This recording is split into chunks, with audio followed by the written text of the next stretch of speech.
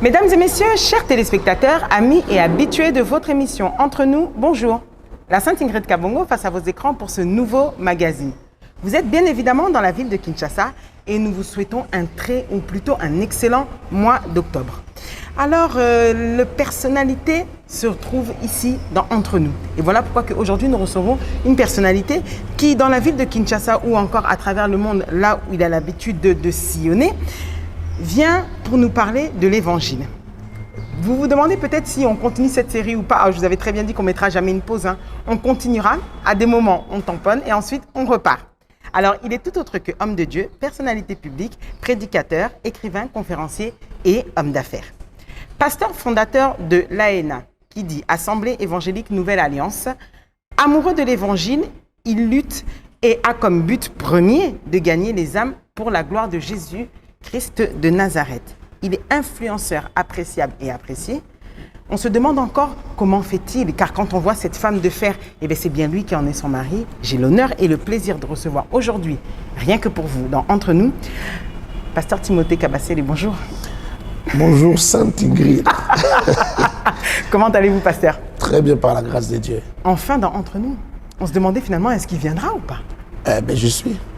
C'est ça. Je sais que vous êtes content. J'espère que vous aussi, vous êtes heureux d'être là parmi nous. Oui. Je suis heureux d'être là, même si j'ai failli rougir un peu avec la présentation, mais ça va. Pourquoi rougir? Elle était bien faite. Trop bien. Ah ça veut que ça commence bien. Pasteur, j'aime le demander et avec vous, je ne vais pas louper cela. Peut-on commencer par une prière, s'il vous plaît? Oui. Seigneur, nous te rendons grâce pour ce temps que nous allons passer ensemble avec Ingrid et tous ceux qui nous suivent. Nous voulons, Père, te recommander les cœurs, les vies, les destinées. Merci de toucher, merci d'impacter, merci d'affecter, merci de changer le cours des choses. Merci de te révéler aux uns et aux autres dans le nom de Jésus-Christ. Amen. Amen. Pasteur, au commencement, été. D'ailleurs, il fait très chaud dans la ville de Kinshasa, vous ne trouvez pas? Si. J'ai vraiment du mal là. Non, ça va. Donc On est habitué avec notre ville. Est-ce qu'on pourrait revenir justement dans ces débuts-là? On se dit toujours, on a un principe. On se dit toujours que la personne qui est aujourd'hui, il faut qu'on retourne dans son enfance. Vous savez, on est assez curieux d'entre nous. Il faut qu'on aille creuser un peu au début, au commencement, à la jeunesse, comme vous aimez si bien le dire, pour savoir mais qu'est-ce qui fait de lui aujourd'hui? Et dans son enfance, qui est Timothée Kabasele? Timothée Kabasele. Quantième de sa famille. Oui. Il est fils de Emmanuel Kabasele et de Marie Mambou Mpongo, qui sont tous déjà décédés. Ok. Des gens formidables qui m'ont eu très jeune. Mon père et ma mère m'ont eu, ils n'étaient pas encore à l'université. Mais mon père, il a fini professeur d'université. Okay. Donc, je suis né... moi et mon père, on avait une différence de 19 ans et demi. On a presque grandi ensemble. Jeune. Ouais. Et avec ma mère, on avait une différence de 18 ans et demi. Ouais. Je peux dire qu'on a presque grandi ensemble. J'allais à l'école quand mon père a... J'étais en maternelle quand mon père a eu son graduat à l'ISTEM. J'étais à l'école primaire quand il a eu sa licence. Quand il faisait sa licence spéciale, moi j'étais déjà, je crois, en premier CO, deuxième CO. Donc tout le monde était étudiant dans la maison? Tout le monde était étudiant. Quand il a eu son doctorat, je crois que moi j'étais déjà en 6e des humanités. Bon. Son doctorat de thèse. Donc j'ai vu mon père évoluer, changer. Au fil du temps avec vous? Au fil du temps. Changer même des conseils qu'il vous donne. Il a dit ça aujourd'hui, 10 ans après, il dit autre chose. Oui. J'ai vu ça. Il est à Kinshasa? Comment? Du coup, né à Kinshasa? Non, moi, je ne suis pas né à Kinshasa. Je suis né à Mikalayi. Mikalayi, c'est à quelques, je ne sais pas combien de kilomètres de Kananga, tout près de Kananga. D'accord, ok. Donc dans le Kasaï. Dans le Kasaï. Près de l'argent. Oui, je suis né à Kananga. Je suis venu à Kinshasa à 2 ans. Ah, d'accord, ok, oui, donc. À 2 ans et... Donc vous avez l'âme, Voilà. l'esprit même du quinois. Je suis un vrai quinois. Ah, c'est bien ça. Un vrai quinois qui n'aime pas certaines choses de la quinoiserie, mais qui comprend tout de la quinoiserie. Et... Qui en comprend les rouages. Moi, jusqu'aujourd'hui, Oui, oui. j'apprends toujours. Oui. Et Très du coup, difficile alors- à avoir. Ah, ça c'est clair. Mais alors, alors, je me demande, mais à l'école, là maintenant je vous remets peut-être préadolescence, 11, 12 ans. Oui. Comment il était Timothée à l'école, son comportement? Turbulent. Je sais pas pourquoi, mais ça m'étonne pas. Vous savez, sincèrement, je vous regarde, ça m'étonne pas. Je sais pas pourquoi.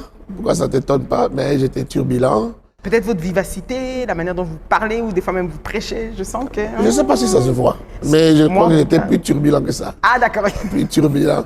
Toujours parmi les bavards, les gens qui étaient chicotés souvent en classe. Mais à Bano, ça va point toté, Timothée. Ah, ça dépend des périodes. J'ai commencé mon école maternelle dans une école privée, c'était où, à Lemba. Et puis, premier primaire à Matete, c'était pas une très bonne école. Donc, quand je viens à Kimwenza, les niveaux étaient bas. Oui. Donc, en deuxième année, je crois, je faisais des 60%, 65. J'ai évolué comme ça, 65. En cinquième primaire, c'est en sixième primaire que je me suis dévoilé. Ah, d'accord. Et là, je me rappelle encore le jour de la première proclamation, premier de la classe, et on a commencé avec la 6e A. Et j'ai découvert que j'étais aussi intelligent. Ah, vous avez C'est ce jour. Pas point m'attaquer. Et Matagui, et puis, j'avais pas encore été dans une école de plus de 1000 élèves. 1000 D'accord, élèves qui ok. t'acclament, plus de 1000 parents qui t'acclament. C'était donc, quand même. c'était énorme. C'est un c'était don énorme. caché. C'était énorme. J'ai commencé sérieusement à croire en moi. Et qu'est-ce qui vous passionnait à cette époque-là? Enfin, les loisirs que vous aimiez faire, c'était plutôt quoi? 14, 15? Oui, à 14-15. Ah, qu'est-ce que j'aimais? À 14-15 ans, j'étais à l'école, mais j'étais photographe. Je me suis fait photographe. Pour prendre qui en photo? Les élèves, Ah, d'accord. les ok. amis, et puis ça rapportait. D'accord. On se faisait un peu des sous. Mais justement, avec ces sous-là, on faisait quoi? On n'avait pas beaucoup de... Comment dire? On n'avait pas beaucoup d'alternatives. On n'avait pas... La vie était un peu trop monotone. Donc, qu'est-ce qu'on en faisait? On impressionnait. On achetait des petits trucs. On ne faisait pas grand-chose avec. On achetait d'autres appareils, des photos, des photos. Vous écoutiez quel genre de musique? C'est surtout ça qui nous intéresse. Celui-là, de cette époque-là. 14, 15 ans. Ce jeune quinois. 14, 15, 12. C'est vrai que j'ai grandi dans une famille chrétienne, très chrétienne même. Mon père était pasteur. À l'église, il m'arrivait d'exhorter. Ok. À 13, 14, même à 12 ans. À la chorale, déjà à l'écodime, à la chorale. Souvent, j'étais choisi pour exhorter. On reconnaissait déjà ces dons-là de l'enseignement. Mais en même temps, je n'étais pas encore converti. D'accord, ok. Donc, je n'étais pas chrétien. J'étais chrétien, mais je n'étais pas converti. Oui. Je ne sais pas comment dire ça. Non, très bien, c'est-à-dire que vous le faisiez parce que, bon, comme beaucoup l'ont J'ai- fait. parce que je c'est grandissais l'habitude. dans ces milieux. Exactement. Voilà. Donc, Donc ça je fait connaissais que- un peu la Bible, je lisais un peu, j'avais quelques versets en C'était tête. plus une obligation qu'une conviction, disons ça. Bon, pas tellement obligation, mais Habitude. une culture. Voilà, c'est Une plutôt ça culture, l'habitude même. oui. Mais j'ai donné ma vie au Seigneur à 16 ans. Non, mais avant qu'il donne sa vie au Seigneur, Avant que Dieu je donne merci, ma j'étais à vie à- 14 ans, j'attends toujours ma réponse. Quel genre de musique il écoutait? J'ai dansé Wenge, Ok. ouais, j'ai dansé Wenge, j'ai dansé jusqu'à Kalaï Bwingi. Ah, d'accord, donc tous ceux qui ont Ouais. influencé. Bah, Ouais, ouais, je crois que c'est au moment de Kalaï Bwingi là que j'ai... Changer les côtés. J'étais déjà très mal à l'aise de danser. Et l'appel bouillonnait à moi. Je crois que c'est le dernier album de Wenge que j'ai écouté. C'était Kalaï Bwingi. Alors justement, venons-en à cet appel.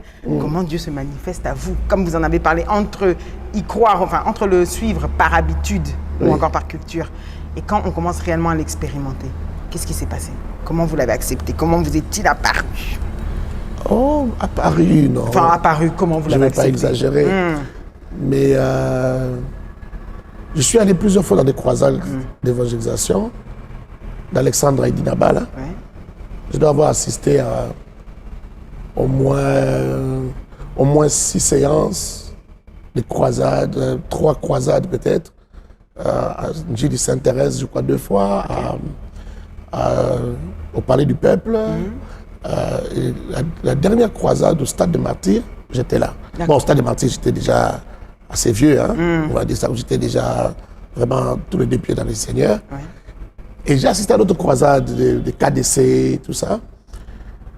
Parfois, j'ai donné ma vie au Seigneur. C'est-à-dire qu'on dit, ceux qui veulent donner leur vie au Seigneur récitent j'ai fait ça. Mais je retournais toujours dans ma vie d'avant. D'avant, ok. Et pourtant, j'avais ce souci vraiment.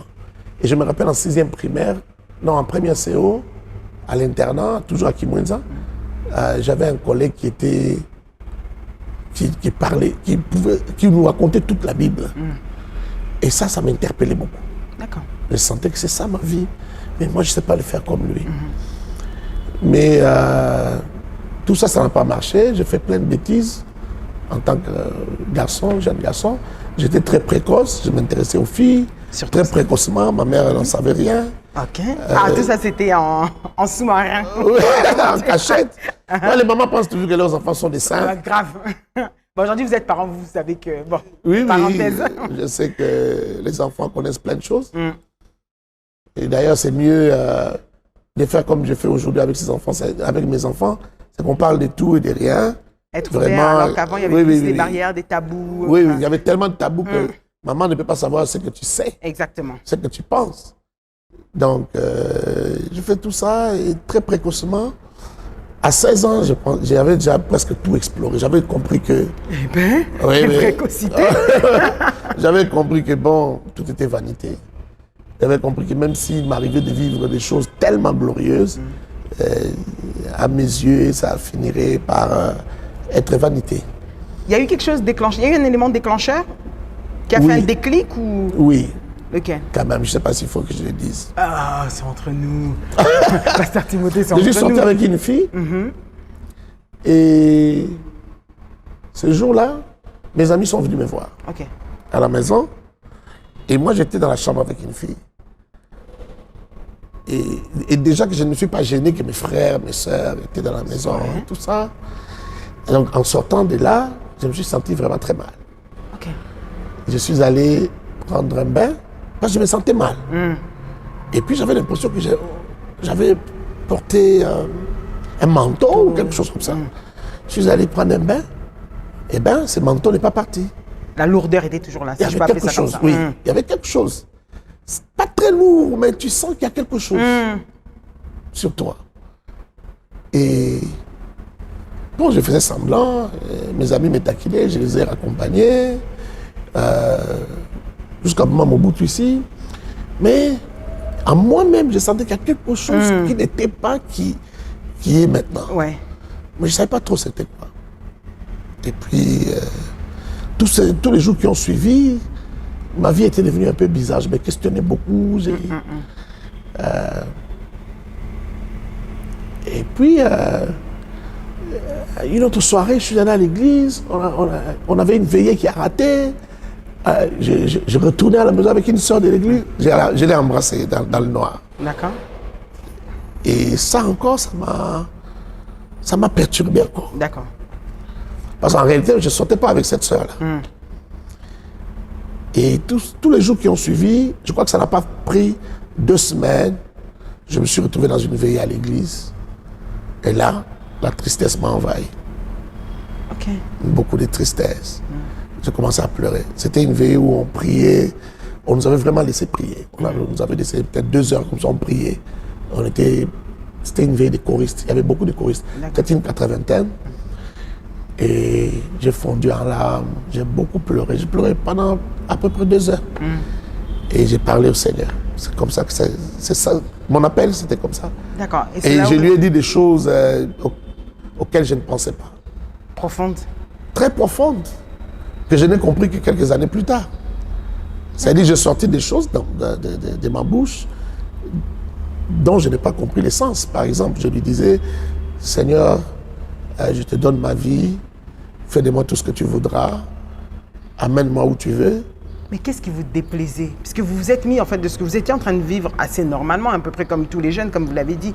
Mais pour en arriver à pleurer... Non, ça se passait dans mon cœur. C'était pas à l'extérieur. OK. C'était au fond de moi. Oui, je me sentais mal. Déjà que dans ma peau, je me sentais mal depuis ce temps-là. Et puis, il y a quelque chose qui m'interpellait. Je me sentais mal. Et aujourd'hui, vous avez mis un nom sur ce qui vous interpellait. Aujourd'hui, vous pouvez regarder derrière. Oui, c'était l'appel. C'est l'appel? C'était l'appel. Parce que tu sais les choses que je lui ai dit. Je n'avais pas fini de les citer. J'ai dit, Seigneur, je ferai tout ce que tu voudras. J'irai partout où tu m'emmèneras. OK. Vous voyez? Je disais des choses comme si je savais que j'avais des ministères. Et pourtant, quand j'avais 12, 13 ans, même quand on me demandait d'exhorter, il y a des gens qui disaient que j'étais pasteur, il y a des gens qui prophétisaient, mais je ne croyais pas. Je ne voulais pas. Je disais, ça, certainement, c'est à cause de mon père ou c'est à cause d'autre chose. Bon, je ne voulais pas y croire. Okay. Mais là, j'ai parlé comme si j'acceptais mon appel au ministère. Ouais. Alors que c'était juste l'appel à la foi chrétienne. Mais moi, je disais, partout où tu m'emmèneras, j'irai. Je ferai tout ce que tu me demanderas de faire. Je me marierai si tu veux. Si tu ne veux pas, je ne me marierai pas. OK. Je ne pesais même pas ce que je disais. Si tu me donnes des enfants, gloire à Dieu. Si tu refuses de me donner des enfants, je suis d'accord avec toi. Et si tu me donnes que des garçons, d'accord. Je n'avais que 16 ans. Si tu me donnes que des filles, c'est comme tu veux. Je ferai tout ce que tu voudras. Et là, j'étais à genoux, en train de pleurer sérieusement. Et je lui disais des choses comme ça. OK. Et cette transformation, aujourd'hui, quand vous analysez, dès ce jour-là jusqu'à aujourd'hui, vous êtes plus jamais, puisqu'avant vous aviez un pied dedans, un pied dehors, vous n'avez plus jamais flanché. Oh, c'était trop puissant. Au point qu'aujourd'hui, je ne sais pas ce que les autres ont vécu comme conversion. Ouais. Je doute parfois de certaines conversions. Ces jours-là, ma vie a totalement changé. Je mentais beaucoup. Avec ce que vous faisiez, c'est sûr. Je mentais beaucoup. Il m'arrivait quand ma mère laisse un peu d'argent là, bon, pour ne pas lui faire trop mal au cœur, je prenais, je cachais encore. Je cachais l'argent. Ouais. Si jamais elle ne cherche pas 2 jours, 3 jours, on en a zuppé. Et j'avais même entraîné mes petits frères là-dedans. OK. Au point qu'un jour, je me rappelle, j'avais peut-être 13 ans, ma mère nous a tous fait asseoir. Moi, je suis aîné, j'avais oublié de le dire, je suis aîné de 5 enfants. Okay. L'aîné de 5 enfants. Oui. Et ma mère nous a tous fait asseoir. Elle a dit, je sens qu'on me pique l'argent dans cette maison. Alors que chacun va dire ce qu'il a déjà fait. J'étais étonné d'entendre ce que mes petits frères avaient dit. Bafundi. Non, eux-mêmes aussi prenaient l'argent. Ah d'accord, donc finalement tout le monde... Et ils étaient tout petits. D'accord, OK. Et c'est moi qui les avais entraînés dans ça. Mauvais exemple. Mauvais exemple. Comme quoi l'exemple vient bien d'en haut. Hein. Oui. Et ces jours-là, j'étais tout jeune, mais j'étais choqué de voir que je les avais tellement bien entraînés. Et ils volaient sans me dire. Et vous leur rattrapez. Et ma mère qui posait la question, je ne vais rien vous faire, je ne vais pas vous taper, dites-moi. Et on a commencé à parler. À délier nos langues. Mon petit frère qui dit, non, moi, d'autres fois, j'avais plus autant. Et puis, ma mère qui pose la question, qu'est-ce que tu en as fait? Oh non, je suis allé au coin, j'ai acheté des arachides et des pains. Je dis, pourquoi? Tu avais faim? Non, j'avais juste envie de prendre des cacahuètes. Même ceux qui a tout qui on aurait pu y acheter tout simplement. Excellent. Il dit, mais comment tu es sorti? On ne s'est pas rendu compte. Donc, je suis sorti par la porte de derrière, je suis passé chez les voisins, et puis j'ai... Oh, moi, j'étais étonné. Cette ingénierie-là du mensonge et des... Était formaté par vous-même en vrai. Ouais. Mais les jours-là, à mes 16 ans, quand je donne ma vie au Seigneur, quand je sors de cette veillée, je suis plus la même personne. Au point que je ne sais plus mentir. Quelque chose s'est passé. Quelque chose s'est passé. Je ne sais plus mentir, Ingrid. J'arrive à la maison, il y a des endroits que ma mère m'avait interdit d'aller. Certaines personnes m'avaient interdit de fréquenter. Hein. Mais là, je ne sais plus mentir. Donc, quelques jours après, je vais à un endroit, fréquenter une famille où elle m'avait interdit d'arriver. Elle me pose la question, tu étais où? J'ai dit, j'étais chez elle. Ok. Qu'est-ce que je t'avais dit? Mais je sens que c'est Mais au impossible moins de mentir. Oui, Voilà. mais je savais que ça allait l'énerver sérieusement. Et ça l'a énervé sérieusement. Mais vous l'avez dit. Elle a pris un malaxeur. Elle m'a dit, assis-toi là. Je me suis assis. Malaxeur. Bon, Et je n'ai pas fouillé, je suis resté là. vous êtes resté là. J'ai dit, au fond de moi, j'ai dit, je ne peux pas mentir. Comme quoi, le changement est possible. Quand c'est vrai. Quand c'est vrai. C'est vrai qu'avec le temps, vous savez, quand on s'est converti, il y a ces changements-là qui se passent. Et je crois, et moi aussi je l'enseigne, je crois à ceux qui enseignent qu'il y a vraiment un déménagement. C'est-à-dire, il y a un renouvellement. D'accord. Un renouvellement au niveau de l'esprit, de l'homme intérieur, il y a un renouvellement. Je crois. Je peux même croire en ceux qui disent qu'il y a carrément un déménagement de l'ancien locataire, c'est-à-dire l'esprit, Et le nouveau vient habiter. et le nouveau vient habiter. Parce que j'étais devenu quelqu'un d'autre. D'accord, ok. Je suis devenu quelqu'un d'autre. Mes chers Mais avec le temps, avec les vicissitudes de la vie, on s'abîme encore un peu. Bon, ça c'est normal. Il Après, faut si reconnaître. Ça dit, je ne peux pas dire que depuis ce temps-là jusqu'à aujourd'hui, je n'ai jamais Je n'ai péché. plus marché. Non, non, ça serait un mensonge. Quand même. Mes chers téléspectateurs, pour votre plaisir, regardez avec nous le pasteur Timothée Kabasele quand il prêche, ça donne ça. À tout de suite. Face de moi pouvait sentir comme si la terre tremblait. Je Je comprenais que Dieu faisait ces choses simplement pour que je me rende compte qu'il y avait un appel qui dormait en moi. Vous pouvez vivre toute votre vie loin de votre appel. Je ne suis pas en train de dire que tout le monde est appelé à devenir pasteur. Non, mais vous êtes appelé en tant qu'enfant de Dieu à être quelqu'un de bien précis, avec un rôle, une mission bien précise. Si vous devez être médecin, vous êtes un genre de médecin. Si vous êtes avocat, vous êtes un genre d'avocat. Ce ne sont pas vos études qui déterminent qui vous êtes. De retour, mes chers téléspectateurs, dans mon parcours, toujours avec le pasteur Timothée Kabasele. J'espère que vous allez bien. Très bien. Ça va à l'aise. Oh, très bien. Alors, je me dis, en écoutant votre parcours, enfin, en commençant plutôt, pardon, avec votre enfance et ce qui vous emmène à croire en Dieu réellement, à sentir cette transformation, j'imagine qu'il s'est passé des étapes. Je les brûle un peu, mais je sais que dans ma question, vous y reviendrez un peu. Oui. D'où est née, ou plutôt la vision de l'AENA? Pourquoi l'AENA? Pourquoi l'AENA? Je ne sais pas si vous faites allusion au nom. Oui, au nom. Mais l'AENA, d'abord, c'est une révélation que Dieu donne à mon père. D'accord. Tout à l'heure, dans la présentation, tu as dit fondateur. Bon, je n'ai jamais été fondateur. Ah. Mon père, il revenait de sa thèse de doctorat. Toute la famille était partie en Europe. Quand mon père faisait sa thèse de doctorat, j'étais le seul qui était resté. Donc quand mon père revient, il revient d'abord seul. Il est avec moi. On essaie de préparer les terrains pour que les autres, maman et les autres reviennent. On essaie de finir notre maison, elle était inachevée. Moi, j'ai vécu comme ça pendant 4 ans, 5 ans dans cette maison inachevée. Donc il est venu, on y travaillait. Et puis lui, il devait réintégrer l'enseignement supérieur et universitaire. Ça payait très mal à l'époque, mais il y croyait, il aimait son pays. Mais il devait maintenant essayer de faire quelques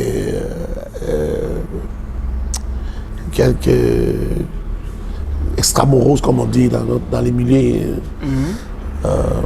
universitaires. Il devait avoir quand même des cours à certains endroits en province, à Bandundu, à Lubumbashi, avoir des cours ci et là, pour essayer de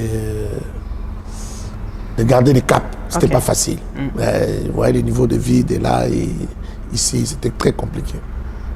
Avec des enfants qui ne voulaient pas venir, mes frères ne voulaient pas rentrer, ma mère déjà ne voulait pas rentrer, donc c'était pas facile. Donc il est d'abord rentré seul et on s'est préparé comme on pouvait. Ça n'avait toujours pas atteint ce cap-là. Ils sont revenus, ils n'étaient pas contents d'être là. Et puis, alors qu'on essaie de s'acclimater, mon père qui nous fait asseoir un jour, qui nous dit, voilà, mon père était déjà pasteur, il était pasteur de Nzambe Malamu, il était pasteur représentant légal de Nzambe Malamu en Belgique, il avait bâti au moins 4 églises en Belgique, dans des provinces différentes, commencé par Bruxelles. Donc là, mon père,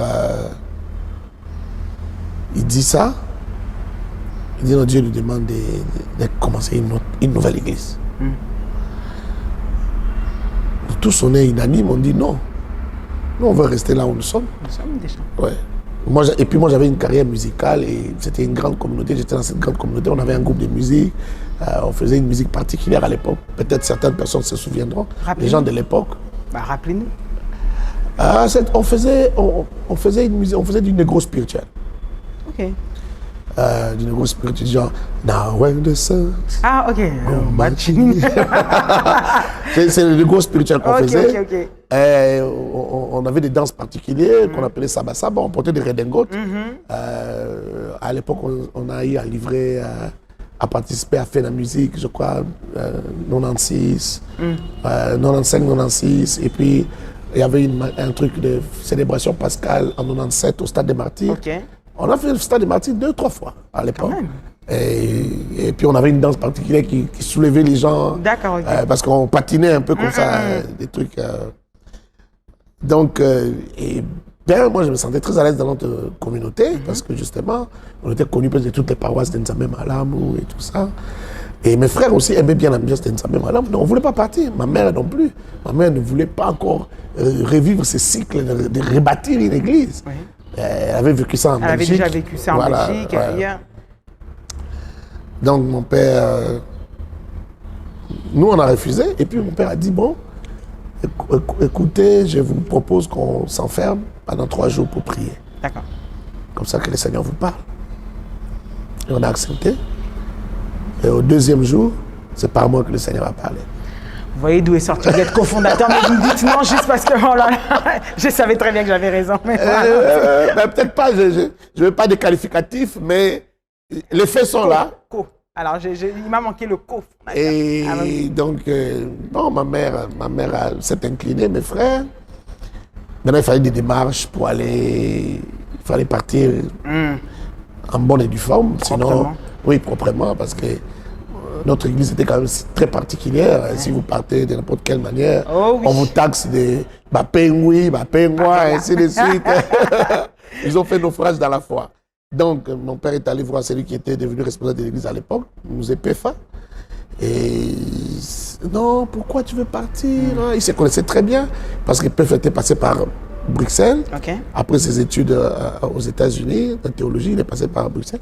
Donc, il était un peu sous la responsabilité de mon père avant de devenir représentant légal de Nzambe Malamu. D'accord. Donc là, il dit non, Mouzé, pourquoi tu veux partir? Mon père dit je dois partir parce que c'est Dieu. Non, c'est vrai que depuis que tu es venu, j'étais très occupé. Je n'étais pas encore affecté à une paroisse ici. Bon, tu vois, comme tu étais déjà représentant légal là-bas, tu as rang de régional ici. Il faut que je te trouve une grande église ou bien que tu sois régional. Oh, t'as dit ça, comme on dirait ça. T'as dit ça, parti quoi. Non, c'est une question de rang. Ailleurs aussi, il y a des évêques, non? C'est juste comme ça. Moi, si tu veux, je vais le dire en d'autres mots. Non, tu as rang d'évêque. Voilà.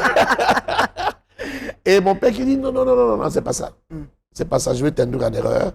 Excuse-moi, tu es mon responsable, mais je suis quand même ton aîné. Et dans la foi et dans les ministères, vraiment, Dieu m'a parlé. Alors l'autre qui dit, bon, Mouzé Pefa qui dit, bon, laisse-moi le temps de prier, que Dieu me parle aussi. Parle aussi. Je vais à Kisangani pour une croisade. À mon retour, si Dieu me parle, je te fais appel. Donc à son retour, il a fait appel à mon père. Il lui a dit, voilà, Dieu m'a demandé de te parler de 5 choses. Voilà, 1, 2, 3, 4, 5. Et tu peux partir, servir Dieu en paix. Mon père est parti. Nous aussi, on priait dans une paroisse. On devait dire au revoir. On est allé dire au revoir. On nous a libérés. Et quand on nous libère, l'église doit commencer.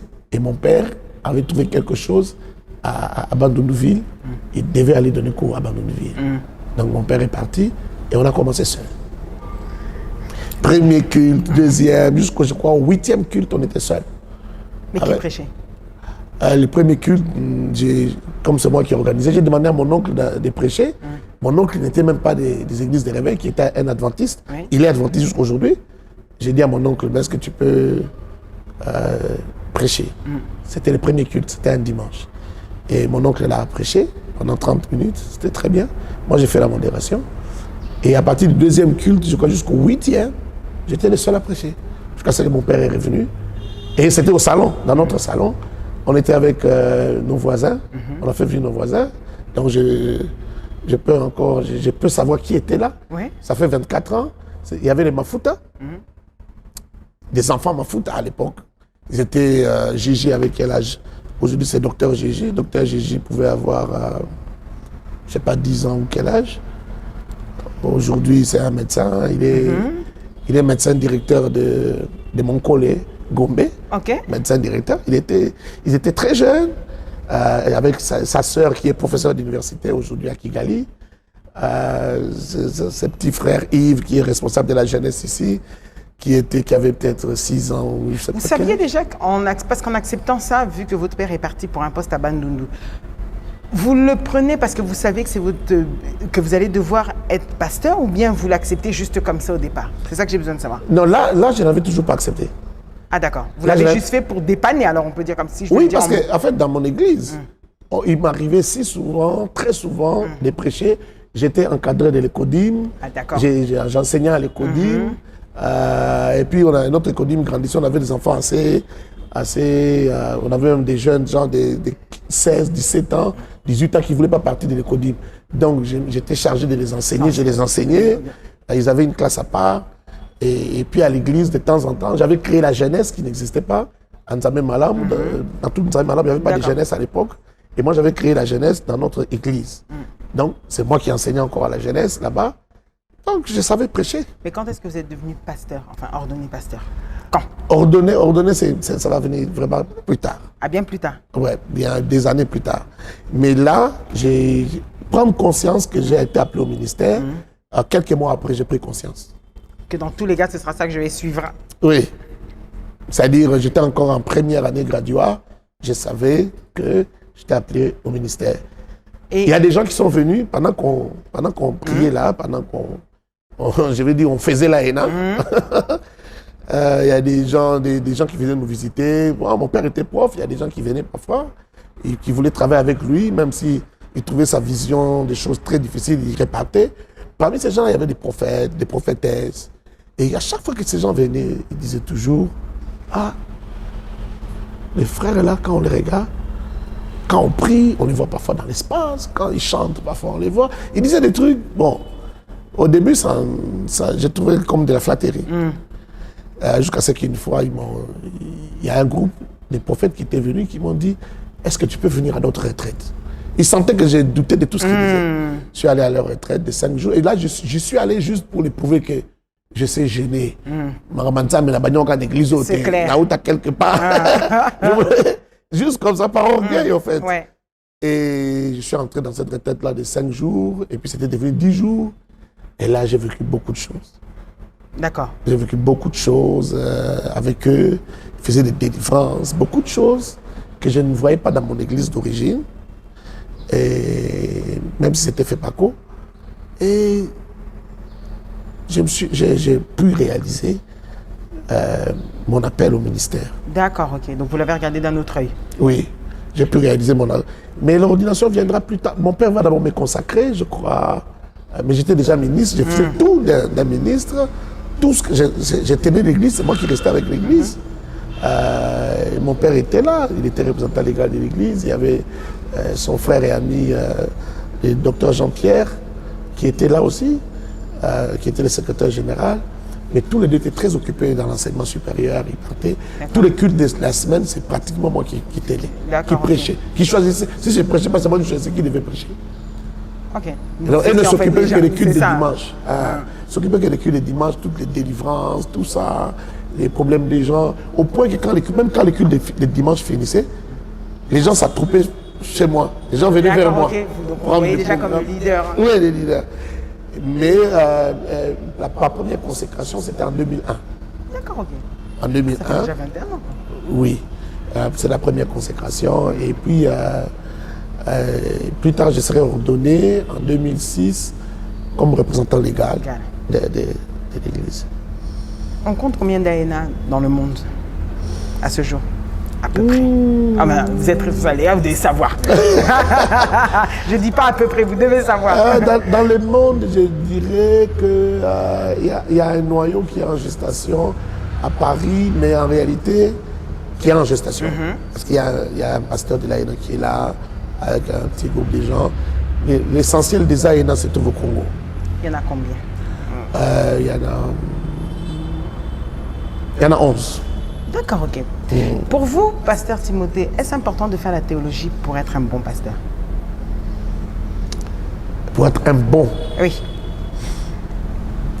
Bon, d'abord, il faut dire que beaucoup de gens...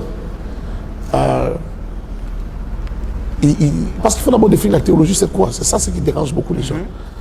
Ceux qui disent qu'ils ne doivent pas faire la théologie, ils pensent que la théologie, c'est quoi? Il y en a qui disent qu'on ne peut pas étudier Dieu et tout ça. Mais quand vous lisez la Bible, quand vous lisez les commentateurs bibliques, c'est déjà la théologie. C'est déjà ça? Oui. Quand vous voulez, par exemple, expliquer aux gens, vous faites des recherches même dans votre téléphone pour expliquer ce Capernaum était à combien de kilomètres de Jérusalem, pour bien comprendre le contexte de ce que vous lisez. Exactement. C'est déjà la théologie. C'est à ça que ça sert la théologie, à comprendre certaines choses. Hein? Donc, la théologie, pour être un bon pasteur, oui. Pour être pasteur, non. Non, pour être pasteur, non, vous allez me dire il faut la paix. Oui, il faut la paix. Mais pour être un bon pasteur, ça veut dire qu'il ne commet pas beaucoup d'erreurs. Parce qu'en tant que pasteur, nous commettons beaucoup d'erreurs dans ce que nous disons. Dans nos prédications, nous commettons beaucoup d'erreurs. On dit beaucoup de choses qui ne sont pas forcément vraies. Je parle pas de la doctrine forcément. Je ne parle pas de ce que Dieu est forcément. Mais je parle du contexte. Quand on parle de la vie de Jésus, tout ce qui entoure la vie de Jésus, tout ce qui entoure les événements bibliques, on commet beaucoup d'erreurs. D'accord. Et ces erreurs sont dues au fait qu'on n'a pas appris, on n'a pas étudié. Les textes que nous utilisons en français ou même en anglais, ces textes-là n'ont pas été écrits en français, n'ont pas été écrits en anglais. Déjà? Oui. Ce sont des textes qui ont été écrits en hébreu et en grec. Il faut les analyser, ensuite il faut même les comprendre pour pouvoir ensuite les... Oui, c'est-à-dire que la plupart des gens, moi je n'ai pas fait l'hébreu, mais la plupart des gens qui ont fait l'hébreu, par exemple, ils vous disent que ce qu'on a dit là en français ou ce qu'on a dit en anglais, ce n'est pas ça.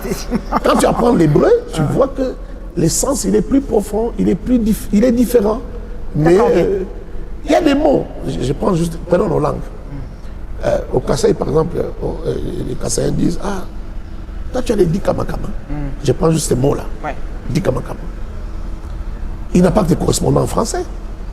Du culot? Du toupet? Ah, tu as dit ça, mais les Kasaïens qui connaissent les Chiluba qui nous suivent, qui connaissent bien les Chiluba, ils savent que dikamakama, c'est au-delà du kilo. Au-delà, mais ça veut dire que je suis dans la bonne voie. Oui, tu es dans la bonne voie. Ça veut dire qu'il faudra relier 2-3 mots en français pour donner peser le... D'accord. Excellent. Tu vois? Donc maintenant, il y a des choses comme ça en hébreu. Et puis, il y a des expressions. Il y a mon frère Barnabé qui a été condamné parce qu'il a parlé de William Bouma. Vous connaissez Barnabé, tout le monde le connaît, il est célèbre. Je l'appelle mon frère, c'est quelqu'un que je connais très bien. Un bon frère. Non. Il a été condamné par la justice, je ne vais pas y revenir. Je ne sais pas pourquoi il avait dit ça, mais vous voyez, ce qu'il a dit là, c'est une expression. On l'a condamné parce qu'il a dit Koliambo. Mais quand on lui demande par les procès, on lui dit qu'est-ce que ça veut dire?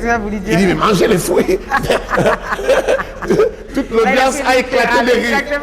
Le pauvre vous dit oh mais attends, nous tous nous savons de quoi tu parles. Un Français, un Belge, les souches, si on lui explique pas, il ne peut pas comprendre. Nous sommes comme ces Belges là face à la Bible. Oui, nous, face à la Bible, nous sommes exactement comme ces Belges là parce que quand on les nomme, ils parlent de balles. Il parle de quoi? De recevoir une balle. Oui, il va le prendre dans le sens littéral. Manger le fruit et recevoir une balle, tu vois ça? Donc, c'est ce qu'on appelle dans la Bible des expressions idiomatiques. Ce sont des expressions qui sont comme ça. Ça dit, littéralement, ça dit autre chose, mais ça veut dire autre chose. Comme quand on dit, quand Jésus dit que ça serait difficile, ça serait pour les riches d'entrer dans le royaume des cieux, ça serait comme les chameaux qui passent par les tuyaux, par les trous d'une aiguille. Oui. Exactement. Les trous d'une aiguille dont on parle là, ce n'est pas les trous d'une aiguille. C'est comme Goliath Bouma. Ok, d'accord. C'est pas le trou d'une aiguille. On parle plutôt d'une entrée qui se trouvait qui se trouvait à la muraille de Jérusalem. Mais qui était étroite, non? Qui n'était pas étroite pour les humains, mais pour un chameau qui est Ça rempli deviendra difficile. pour qu'il entre. D'accord. Et on ne parlait pas du trou d'une aiguille. Oui, forcément, c'est une expression. Même si ça se comprend, mais on peut pas aussi comparer les chameaux et les trous d'une aiguille. C'est comme Dans Goliath tous les Bouma. cas, c'est clair. J'ai aimé la tournure.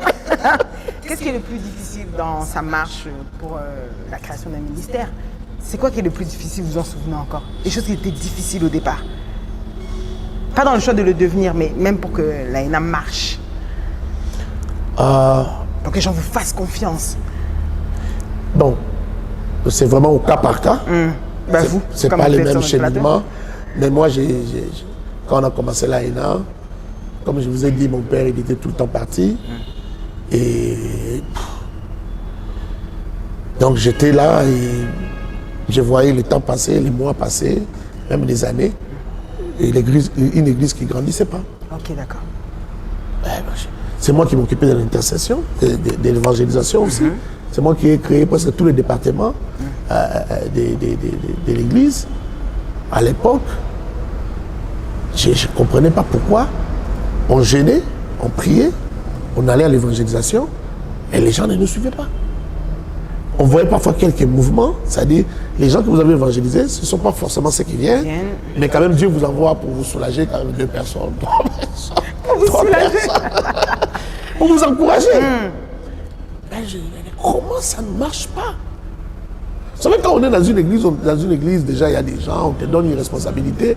Parfois, tu es le meilleur prédicateur de l'église, ça te donne des ailes. Bien sûr. Mais quand on te laisse commencer une église, c'est là que tu vas sentir combien c'est difficile. Des fois, on peut douter. On peut en arriver. Ouais, tu peux douter de ton appel. Moi, j'ai fait asseoir mon père. Je lui ai dit, bon, écoute, moi, je pense qu'il faut que j'aille rester au home. Je voulais fuir.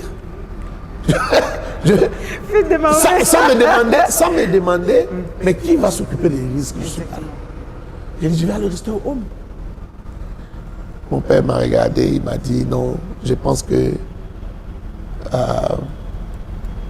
ce que tu as besoin, c'est un long moment de retraite, de jeûne et prière.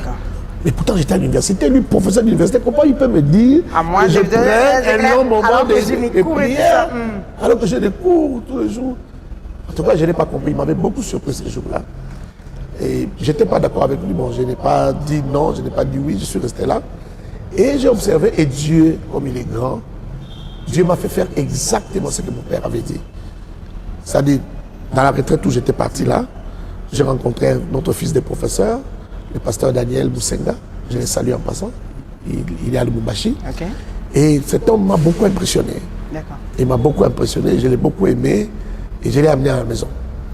Je voulais tellement qu'il vienne prêcher dans notre petite église à l'époque. Je parle du nombre, quand j'ai dit petite. Alors, il est venu, il a fait connaissance avec mon père. Et en parlant avec mon père, il lui demande est-ce que je peux avoir un espace pour me retirer en prière. J'aimerais faire 2 semaines de retraite. Mon père a dit oui, d'accord, on va t'arranger un endroit. L'église était au salon, il dit bon, comme ça on sort l'église dehors. On a carrément fait un hangar dehors. Et il était là, en retraite, il devait rentrer en retraite là. Bien que la parcelle était bien clôturée, mais je me suis dit je ne peux pas les laisser seuls dehors. Moi aussi je vais aller. Je vais l'accompagner. Et quand je l'accompagne, c'était une nuit de prière. Et le lendemain, j'ai jeûné comme lui. Et on a fait 2 semaines de jeûne et prière. Et puis, il a dit non, il faut que j'ajoute encore 2 semaines. Et j'ai fait exactement un mois de jeûne et prière, comme mon père avait dit. Et après ces 1 mois, tout a changé. Encore une fois de plus. À l'AENA, oui, tout a changé. Maintenant, ça répondait. D'accord, ok. Maintenant, ça répondait. On peut se dire quoi? Qu'il faut d'abord de la patience. Il faut des moments d'intimité avec Dieu. Il faut beaucoup d'amour pour Dieu, pour l'œuvre de Dieu, et beaucoup d'intimité avec Dieu. Et c'est au prix de beaucoup de sacrifices. Qu'est-ce que vous voulez transmettre? Qu'est-ce que le pasteur Timothée Kabasele veut transmettre encore jusqu'à aujourd'hui? À qui? Aux personnes qui viennent à l'AENA. C'est quoi le message? C'est quoi sa vision? En quelques mots. En quelques mots, j'ai dit ceci, moi. Mon travail, c'est d'emmener les gens au Seigneur, Ok, de les préparer pour le ciel, d'accord.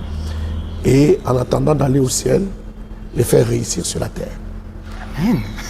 C'est ça mon boulot. Non, mais c'est parfait. Oui. Et de ce coup, du coup, alors la ENA, associer le ministère avec sa femme, comme on l'a dit, comme je l'avais surnommée femme de fer, mais je pense que personne ne m'avait contredit. Est-ce facile au quotidien? Puisqu'elle est devenue une vraie battante de la ENA même, défenseuse. Enfin, Vous savez, il y a dans tout ce qu'on fait dans la vie, il y a des côtés positifs, il y a aussi parfois des inconvénients. Il y a beaucoup de gens aujourd'hui, des jeunes peut-être dans les ministères, qui envient cela. oui. J'entends parfois les gens dire « Ah, femme des ministères », des trucs comme ça. Mais c'est pas facile. Je commence d'abord, parce que moi j'ai vécu 2 relations, dans ma vie de ministre de Dieu, j'ai vécu 2 vies très particulières. Ok. La première, c'est que je travaillais avec mon père. Oui. J'étais ministre, j'étais pasteur, serviteur de Dieu en tout cas, du vivant de mon père. J'ai travaillé avec mon père. J'ai vu d'autres pasteurs envier ça, dire « Ah, si moi aussi j'ai travaillé avec mes fils, C'est ça. certains coups que certaines personnes m'ont fait auraient été atténués parce que c'était bon. » Mais C'est en famille. oui, en famille, servir Dieu en famille. Moi, j'ai vécu ça. Ouais. Et j'ai servi avec mes frères. Mais en même temps, moi qui étais dedans, je savais que c'était pas facile, c'était difficile. C'est clair. Ça, il y a des choses que, quand ton responsable n'est pas ton père, il tolère, mais quand c'est ton père, il est plus sévère. Exactement. Il est plus sévère, il te dit, je ne vous ai pas éduqué comme ça. Vous voyez? Donc, et il y a des choses, ça dit quand ton père, par exemple, apprend que tu veux fiancer une fille, mais tu es à côté d'une fille, comme il a peur pour l'église et tout ça, c'est tout de suite qu'il dit, viens ici, c'est comment, il veut officialiser tout de suite, amène-moi la sœur, il parle déjà avec la sœur, alors que moi je ne me suis pas encore présenté chez la sœur. Exactement, enfin, il prend les devants. Et beaucoup d'autres choses. D'accord. Ouais, c'est difficile à vivre. Maintenant, là, je me retrouve, j'ai épousé une femme qui servait Dieu à l'église adventiste, les temps... On est mariés, le temps pour nous de synchroniser un peu. Ça, on ne leur raconte pas, on leur a déjà dit, vous n'avez qu'à suivre thérapie de couple. Le temps de nous ajuster, ainsi de suite. Nous ajuster aussi par rapport à la doctrine. Exactement. Par Par rapport à la vision, au message. Oui. Et Dieu nous a fait grâce, juste après notre mariage, on est allé vivre à l'extérieur du pays, ailleurs. Donc, ça nous a laissé un peu notre liberté de nous ajuster, de nous chamailler, de nous mettre d'accord, de nous chamailler, de nous mettre d'accord. Et quand on ne savait pas se mettre d'accord, Dieu intervenait. Quand on discutait sur quelque chose, même sur la doctrine, et elle tombait sur un livre, elle lisait, et puis elle revenait. Ah, tu avais quand même raison, hein, c'est ce que tu disais. Et puis voilà, on s'est mis sur le même diapason, on revient, on s'occupe de l'église. Après la mort de mon père, on est obligé de rester là, de ne pas repartir. Pour nous occuper de l'église. Et je sais qu'elle a tous les atouts pour le ministère, mais elle ne le fait pas. Vous voyez, c'est ça les Donc ça débuts. faisait partie des choses qui n'étaient pas si faciles. Non, c'était pas facile du tout, parce que j'ai lutté avec ça pendant quelques Comme vous années. l'avez expliqué, bien sûr. J'en avais déjà parlé. Ah, bien sûr. C'est ça que j'aurais J'ai dû même faire voir. intervenir les gens pour la convaincre, pour qu'elle prenne le département des femmes. C'était tout un problème. Mais moi, je lui ai dit, tu vois, ce département, si tu prends ce département, il va exploser. Les choses faites. Après quelques mois, Ah oui, aujourd'hui. oui, jusqu'à aujourd'hui. Et maintenant, elle doit accepter de prêcher à pas seulement aux actions, parce qu'au début, c'était juste des grandes certaines activités des femmes où elle prêchait. Et là encore, ça a été un combat. Et puis finalement, bon, tous les pieds dedans, elle y est. Et elle y est plutôt pas mal. Qu'est-ce que justement elle apporte de plus dans les ministères? Beaucoup. Ah, dites-nous en 2. Oh, On a été en talent. beaucoup. Vous savez, c'est ça les ministères. C'est ça les mystères même du ministère. D'accord. C'est qu'il y a des gens qui ne vont pas tomber dans mon filet, mais qui vont tomber dans son filet. On est différents, elle a une autre sorte d'onction, une autre forme, je veux dire, une autre forme d'onction, une mesure de grâce assez particulière. Elle parle différemment, elle touche les cœurs différemment de moi. Il y a beaucoup de gens qui m'écrivent, qui me disent parfois, non, bon, nous on croit à ta femme. Donc, toi, une façon de me dire, toi. Donc toi, on ne sait pas, mais bon, elle, on croit. Oui. Mais comment vous vivez le fait qu'elle impacte dans le monde est bien plus que vous? Elle est bien plus vue que vous. La question, c'est quoi? Justement, j'ai dit, comment vous vivez le fait que... Ah, je l'ai vu très bien. C'était ça ma question. Oui, je l'ai vu très bien et ça me bénit. Ça vous bénit? Sincèrement, ça me bénit. Parfois, il y a des gens qui... Je me rappelle d'un prédicateur connu, je ne vais pas le citer. Un jour, on lui a posé cette question. On lui a dit, mais les gens préfèrent plutôt maman que vous. Elle dit, non, mais écoutez, c'est moi qui lui ai tout appris. Comment elle peut dépasser son maître? Non, moi je ne parlerai pas comme ça. Et même si c'était un fils dans la foi, qui devenait tellement, comment dire, un grand prédicateur, un grand pasteur, c'est tout à mon honneur, ça ne me dérangerait pas. Donc, à plus forte raison, ma femme, c'est vraiment une moitié de moi. Là où je ne suis pas vu, par elle, je suis vu. Donc, dans tous les cas. Dans tous les cas, je me retrouve. C'est clair. Il y a certains endroits où je suis arrivé à cause d'elle. Alors, dans ce cas-là, on dit à cause, on dit grâce à elle. J'ai toujours ce problème. Grâce. Mais du coup, pasteur, moi je me pose une question. Vos prédications, et même en général, j'essaye de voir dans la ville ou encore dans le monde aujourd'hui, dans les églises du réveil, parlons comme ça, ressemblent plus à des conseils, des orientations, bien plus que les prédications auxquelles on était habitué. Comment on peut appeler ça? Je veux dire, on a plus l'impression que les pasteurs sont devenus des coachs de vie. Je regardais encore même avant même de venir dans la semaine. Vous avez prêché, il y avait un truc que vous avez prêché sur l'amour. Je regardais sur YouTube, tout ça, je disais de moi. Vous avez prêché sur la foi, mais c'est plus, on est plus dans le conseil, dans les orientations. Pourquoi? Est-ce que vous trouvez qu'il y a un changement? Non. Les gens ont besoin plus d'être orientés, puisque je sais pas, le monde évolue, on arrive au temps de la fin. Dites-nous. On est moins dans les prédications habituelles de l'époque où c'était vraiment concentré totalement sur l'étude même de la Bible. Je sais que on trouve ça différent. Dites-nous un peu. Bon, je crois que c'est l'âge de l'Église. L'Église a grandi. D'accord. L'Église a grandi. Les pasteurs sont plus conscients que les besoins sont multiples. Lorsqu'on monte à la chaire pour prêcher, on doit répondre aux questions des gens. Aux questions de leur vie chrétienne. Parfois même de la vie sociale. Même de la vie sociale. Oui.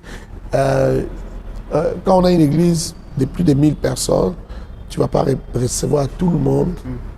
Chacun pose son problème, que tu réponds au problème de chacun. Vous savez, quand les gens nous appellent pour nous poser leurs problèmes, ils nous posent tout genre de problèmes. Parfois, tu as l'impression que tu es psychologue, on te consulte comme un psychologue. Parfois, on te consulte même à la place du médecin. Au lieu qu'on aille chez le médecin, c'est à toi qu'on pose la question. Parfois, même la personne a vu le médecin lui a dit, voilà le diagnostic, voilà. Mais il revient chez toi, il dit, papa, je fais ce que toi tu vas dire. Si toi tu dis que j'aille, si tu dis qu'on m'opère, une intervention chirurgicale. Même là, on lui dit, attention, on n'intervient pas maintenant, tu ne feras pas 2 semaines. Mais il revient chez toi. Il dit, papa, si tu me dis d'y aller, j'y vais. Sinon, je ne vais pas y aller. Et même quand tu dis, bon, vas-y, il dit, bon, d'abord ta prière. Tu vois? Dans tous les cas. Un problème social, sociologique, des mariages, de ceci, des tantes, oncles, en famille, on t'appelle. Conseiller conjugal, enfin tout. On t'appelle. Donc, tout ça, vous voyez? Alors, les pasteurs ont compris que lorsqu'on monte à la chaire, on parle de Jésus, il reste le centre de nos messages. On parle du ciel. Jésus, c'est le centre du message. Mais on résout aussi les autres problèmes. Parce qu'il faut éduquer ces gens comment vivre leur foi chrétienne au milieu du monde. Comment on vit cette foi? Dans son foyer, mari chrétien, femme chrétienne, comment on vit ces relations? Comment on éduque les enfants? Tout ça, on doit en parler. Mais du coup, pasteur Timothée, il y en a des fois qui ont des soucis parce qu'en disant ça, comme vous avez dit, les gens viennent vous consulter pour tout. Et si la personne est un faux prophète, si la personne est un faux pasteur, d'où vient ma question? Comment reconnaître une bonne église ou encore un bon pasteur? Comment doit-il être? Jésus a répondu à cette question. Jésus a dit, vous les reconnaîtrez par leurs fruits. Jésus a répondu. Parfois, on pense que ce n'est pas suffisant, la réponse de Jésus. Pourtant, c'est très suffisant. Il faut faire juste l'effort de connaître l'homme. Ok. Ouais. Il faut connaître l'homme. Si tu connais l'homme, tu connais la parole, tu connais l'homme, tu vas essayer de les mettre au même diapason et tu vas voir que les fruits ne sont pas bons ou les fruits sont bons. D'accord. C'est simple. C'est clair, hein? Elle est simple. Très simple. J'aime. Mais les gens, parfois, ils pensent que c'est... Et tu sais, parfois, il m'arrive aussi d'être dans les réseaux sociaux, par exemple. Quelqu'un pose un acte, je vois les gens apprécier, ou je vois les gens critiquer.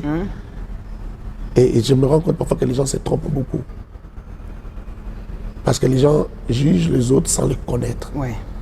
Quand Jésus dit, vous les reconnaîtrez par leurs fruits, il faut bien connaître les gens. Faites des enquêtes pour connaître les gens.